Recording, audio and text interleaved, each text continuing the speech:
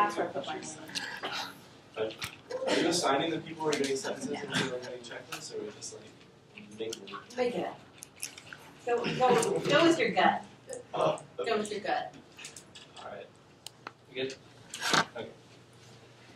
And into the forest I go, to lose my mind and find my soul. John Muir. Forrest Bouteille Tilley, my grandfather, passed away last year with the most courage and grace anyone could possibly die with. I really do believe his essence has settled amongst the redwoods that he spent his life watching over. As the head of the forestry department in Northern California, his passion for nature directed his entire life and career. He was one of the people brave enough to chase absolute happiness, and he knew exactly where he would find it. Today, I'm going to tell you a story about another story that I gave at his funeral. And I'm also going to tell you about my regrets, about the gratitude that I had towards my grandfather, and the feelings that changed over time as I grew older. As a kid growing up, my perception of my grandparents was that they were old and boring. It wasn't until I grew up that I realized how incredible their life story really was.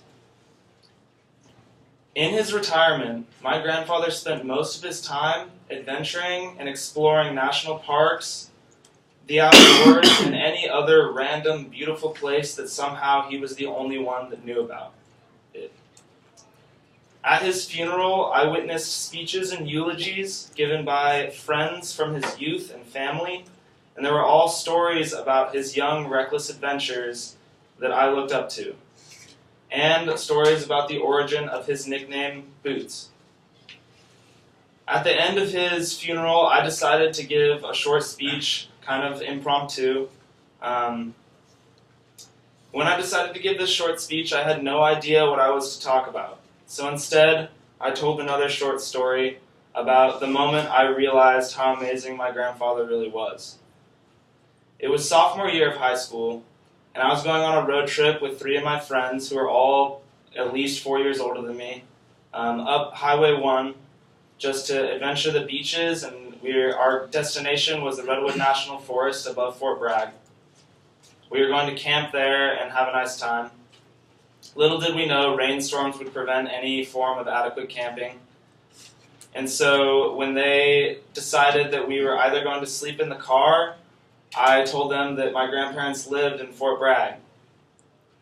And so we spent the night at my grandparents' house, sleeping in sleeping bags in front of the fireplace, with my grandpa telling us stories about his reckless camping adventures and the run-ins he had with crazy rainstorms and any other adventures that he was willing to tell us about that day.